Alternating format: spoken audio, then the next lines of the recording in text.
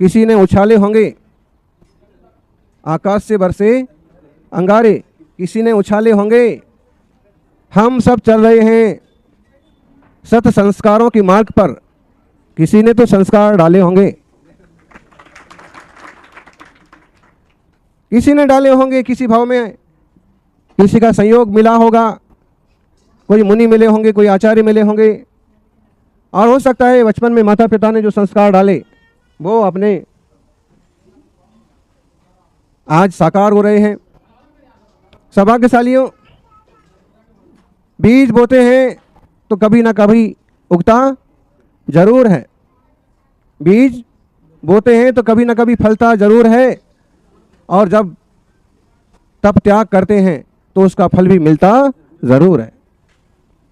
और निरंतर गतिशील जीवन में गति करते हुए कौन कहाँ तक पहुँच पाता है? जिसका भाग्य जहाँ तक ले जाता है वो वहीं तक पहुँच पाता है। कुछ लोग बाहर से आकर के भी प्रवचन का लाभ ले लेते हैं, कुछ लोग यहीं उपस्थित रह करके भी नहीं ले पाते। सब जीवों का अपना अपना भाग्य है। कोई विहार कराने के लिए बाहर से आ जाता है और कोई विहार कराने के नाम पर बाहर चला जाता है। सच में मुनि संघों के सानिध्य में जो संस्कार पढ़ते हैं, मुनि राज के सानिध्य में जो संस्कार पढ़ते हैं, वे ही इंसान के उत्तम जीवन को घड़ते हैं, वे ही इंसान के उत्तम जीवन को घड़ते हैं। जिसको 10-20 किलोमीटर पद विहार करने की आदत पड़ गई, चलने का अभ्यास हो गया, उसको कभी कहीं 2-4 किलोमीटर दौड़ना पड़े ना तो कोई फर्क पड़ने वाला नहीं है। और किसी शहर के गोल मटोल आदमी को कहो कि भाई तुम्हारे पीछे शेर पड़ गया है अब भागो, तो कहेगा खाना हो तो खा जाए, अब भागा अपने भागा तो दौड़ा नहीं जाता है, दौड़ा तो नहीं जाता है। ऐसे ही मुनि संघों के सानिध्य में थोड़ा सा भूख को जीतने की आदत पड़ गई, भूखे प्यासे रह गए, मिला नहीं, किसी ने पूछा नहीं, कहीं मिला आया नहीं, तो ऐसे ही दिन निकल गया। और जब ऐसे भूखे प्यासे निकल जाता है तो कभी कहीं ना मिले तो भी कोई फर्क नहीं पड़ता। योगेश भाई को बहुत पसंद है दो जलेबी फाफड़ा सुनील सागर आपड़ा। बाद वाली लाइन, उसके पहले वाली लाइन का पालन होना चाहिए। तो असर तो पड़ता है, संस्कार आते हैं। आज अपन एक प्रसंग सुन रहे थे, हितेश भाई दाहोद वाले सुश्रावक रहे, चूँकि सामान्य श्रावकों से इतने बहुत लोग परिचित नहीं होते हैं, लेकिन उनकी भक्ति काफ़ी थी। चातुर्मास भर जैसे किशनगढ़ के 2-3 परिवार सेवा करते हैं, ऐसे वो भी करते थे। अब किसी का पता थोड़ी पड़ता है। अभी आप महाराज जी से सुन रहे थे कि आजकल आने की तारीख तो एक बार निश्चित हो जाती है, डॉक्टर कहता है कि 2 दिन आगे पीछे भी कर सकते हैं। सिजेरियन से जो ऑपरेशन से बच्चे होते हैं, तो आने की तारीख तो एक तरह से निश्चित की जा सकती है, लेकिन जाने की तारीख तो आज भी किसी की निश्चित नहीं है।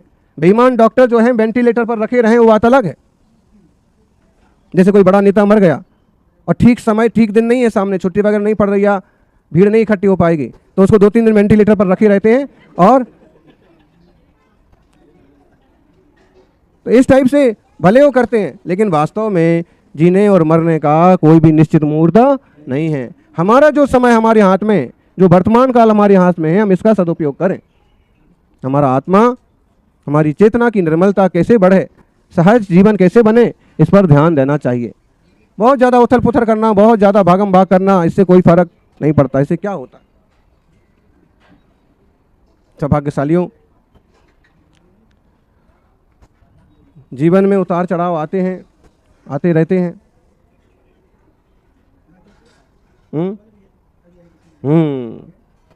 ये हितेश भाई तो ये थे, अभी यही दाहोद में आकर के उन्होंने आशीर्वाद भी लिया था और कुछ मार्गदर्शन भी किया। ये तो असर तो पड़ता है। आप अगर गुरुजनों के सानिध्य में हैं तो आपका रास्ता एक तरह से सही दिशा में बढ़ता है। इस कलयुग में दिगंबरत्व की साधना करने वाले संतों के दर्शन भी दुर्लभ हो गए, और दर्शन करना मिल भी जाए तो सेवा करना आसान नहीं होता है। धर्मात्मा की एक भावना होती है, धर्मात्मा निकट हो चर्चा धर्म सुनावे, वह सावधान रख के गाफिल ना होने पाऊँ। जिंदगी भर अगर अभ्यास करेंगे तो वो उपलब्धि होगी, पुण्य बढ़ाते जाएंगे तो उपलब्धि होगी। किसी ने एक प्रश्न पूछा कि बोले महाराज जी ऐसा कैसे होता है कि कोई कोई व्यक्ति जीवन के आखिरी समयों में संयम लेता है, समाधि लेता है और उत्तम समाधि मन कर लेता है, हम भी ऐसे ही करेंगे। हमने उनको कहा कि इसमें मत रहो, आप ऐसा कर लोगे इसकी कोई गारंटी नहीं है। हो सकता है उस जीव का कोई योग संयोग भाग्य पुण्य रहो कि वो उसको वैसा मौका मिल गया और आप सोचते रहे और मालूम पड़ा कि जब आप अस्वस्थ हो गए तो लोगों ने जाके आपको हॉस्पिटल में डाल दिया और हॉस्पिटल में नली लगी रही, बेहोश रहे आए और प्राण निकल गए। ये बात सही है कि एक ही शरीर में कोई अनादिकाल तक अनंत काल तक रहता नहीं है, शरीर तो बदलना है, पर्याय बदलना है। इसलिए इस बदलते हुए संसार में एक ध्रुव चैतन्य स्वभाव की दृष्टि करो। ध्रुव चैतन्य स्वभाव क्या चीज है बोलो ज्ञानी? ध्रुव तो देखा जाए तो कुछ नहीं है, फिर ऐसा क्यों कहते हैं ध्रुव चैतन्य स्वभाव? बोलो। हाँ, द्रव्यार्थिक नय से देखें, परम पारिणामिक भाव की दृष्टि से देखें तो आत्मा आत्मा ही रहेगा किसी भी काल में। आत्मा ज्ञान दर्शन स्वभाव वाला ही रहेगा और आत्मा तो पर्याय बदलती हैं, लेकिन वह ध्रुव तत्व चैतन्य घन भगवान आत्मा नहीं बदलता। आप कहोगे तो ये पर्याय किसकी बदली? आत्मा की नहीं बदली भाई, पर्याय तो उसी की हो रही। समुद्र है, सागर है, बड़ा सारा सागर है और उसमें तरंगें आती हैं, लहर, एक लहर उठती और यहाँ से वहाँ तक लहरें ही लहरें उठती चली जाती हैं। तो सागर जैसे सागर की लहरें किसकी लहरें हैं? पानी की, सागर की नहीं है।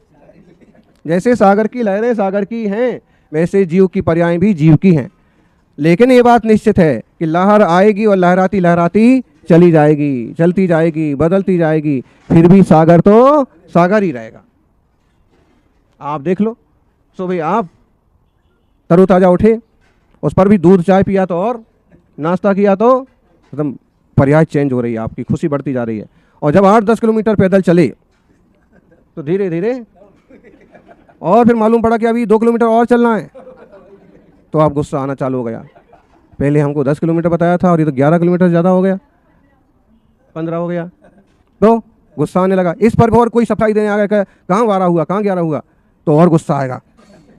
पैदल तो हमको चलना है, तुम तो गाड़ी से आ गए ऐसा, और तुमने तो आके नाश्ता भी कर लिया और हम तो, कितनी पर्याय बदल गई।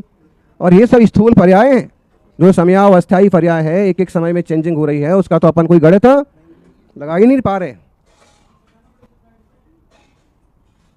2-3 दिन बाद दिखता है आपको कि अपने बाल दाढ़ी बड़ी हो गई, 7-8 दिन बाद दिखता है आप केस लॉन्च, अब 2-3 महीने बाद मालूम पड़ता है कि केस लॉन्च का समय आ गया। तो एक ही दिन में आ गया क्या? शुरू में तो 2-5-10 सेकंड तक तो आपको मालूम नहीं पड़ता। दाढ़ी बनाने वाला आपकी दाढ़ी बनाता है, आप यूँ हाथ फेरते हो चकाचक, जबकि उतने हाथ फेरते फेरते भी वहाँ आगे का सिस्टम, बाल बड़े होने का सिस्टम तो चालू है ही, आ नहीं गया। इधर रेजर फिरता जाता है, उधर नीचे से वो भले ही इतना नहीं बढ़ पाता है कि आपकी रेजर की पकड़ में आए। पकड़ में तो आता है 2-4 दिन बाद, लेकिन जैसे उसका अपना बढ़ना, उसकी चेंजिंग चालू है, ऐसे ही अचानक से नहीं बुढ़ापा आ जाता है, अचानक से नहीं कोई बड़ा हो जाता है। ये पर्यायें बदलती रहती है, लेकिन हम ये स्थूल पर्याय पकड़ पाते, छोटी पर्याय तो पकड़ ही नहीं पाते। तो आचार्य श्री कहते हैं कि पर्यायों को मत पकड़ो, पर्यायों को पकड़ भी नहीं सके तो वो तो जो एक एक समय में होना है हो ही रहा है। आप तो सिर्फ ये निश्चय करो कि मैं ध्रुव चैतन्य घन भगवान आत्मा हूँ, ज्ञान आनंद स्वरूपो हम। मोक्ष मार्ग मिल गया है, अब इस मोक्ष मार्ग के योग्य परिश्रम, मोक्ष मार्ग के पुरुषार्थ करते रहें और ध्रुव स्वभाव की दृष्टि बनाए रखें। समय सार की 15 नंबर की गाथा बड़ी अच्छी। किसको आती है 14-15 नंबर की गाथा? बोलो। जो पश्यति अपाणम अबद्ध पुट्ठम अनन्यम नियदम अविशेषमसंयुक्तम तम शुद्धणयम बियाणाहि। जो पश्यति अपाणम अबद्ध पुट्ठम अनन्यम अविशेषम अपदेश संत मज्जम पश्यति जिन शासनम सव्वम। इस तरह जो निज आत्मा को देखता है, निज आत्मा को जानता है, वह समस्त जिन शासन को देखता जानता है।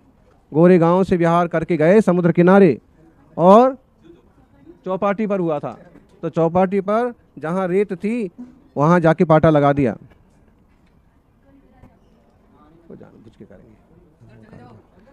ओम तो सुबह सुबह हुआ था और समुद्र किनारे जाके पाटा लगा दिया रेत पर। हमने कहा पानी से थोड़ा दूरी लगाओ, पानी से दूर लगाया और बैठ गए।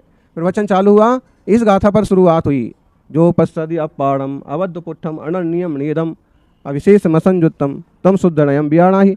आचार्य अमृतचंद स्वामी ने इस गाथा की टीका में समुद्र का उदाहरण लिया है। जैसे समुद्र में उतार चढ़ाव आता है, समुद्र में लहरें आती हैं, तो अभी समुद्र समुद्र रूप से समुद्र ही है, लहरें समुद्र नहीं हैं और लहरों के बिना भी समुद्र नहीं है।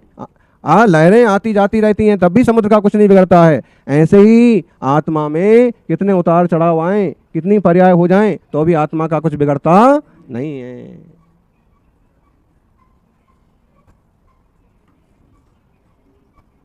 आत्मा ध्रुव स्वभाव वाला है, वो चेतन हो कभी अचेतन होने वाला नहीं है। प्रवचन करते करते 10 मिनट में तो पानी जो है वो उछाल मारता मारता पाटी तक आ गया। फिर छोटा पाटा था इससे आधा, फिर पाटी पर पानी आ गया, फिर पाँवों पर पानी आ गया, और ऐसे पद्मासन से बैठेंगे अंगूठे तक पानी भरता भरता आ गया। अपन वहीं बैठे रहे, और जब अंगूठे पर आ गया पानी, दोनों पाँव धुल गए अपने समुद्र के जल से, तो फिर अपन का प्रवचन भी पूरा हुआ और अपन चले गए। वो नहीं गया, अपन ही चले गए, प्रवचन पूरा हो गया। तो ऐसा कोई भराव का समय होगा कि समुद्र का पानी बढ़ता बढ़ता चरणों तक आ गया, पद प्रक्षालन हो गया, लोटा भर के लाए थे तो उसका तो कोई उपयोग ही नहीं हुआ। और वो एक अनोखा दृश्य था कि जूहू चौपाटी पर प्रवचन होना, तब वो कोई सरकारी परमिशन वगैरह तो ली नहीं, ऐसे शुद्धि के निमित्त से गए और दर्शन के निमित्त से, और वहीं बैठ गए, और श्रावक भी इकट्ठे हो गए 200-300, प्रवचन हो गया।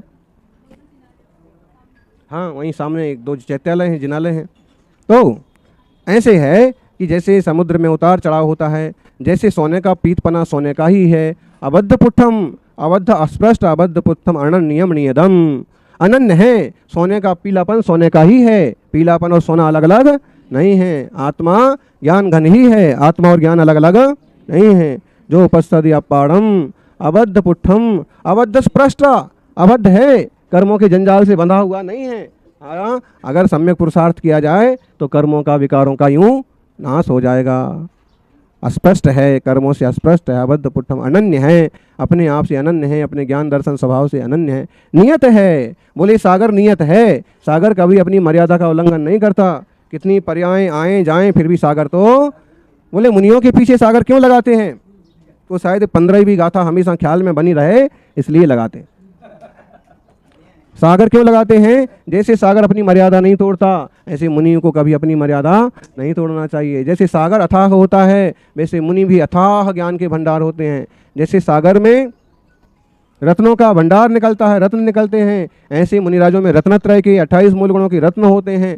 जैसे सागर में से मोती निकलते हैं, ऐसे मुनिराजों से ही बच्चनों के मोती निकलते हैं। इसलिए दिगंबर जैन मुनिराजों को उनके नाम में अक्सर कर सागर जोड़ा जाता है। रखते हुए सभी कल्याण करें। जय बोलिए 24 तीर्थंकर भगवान की।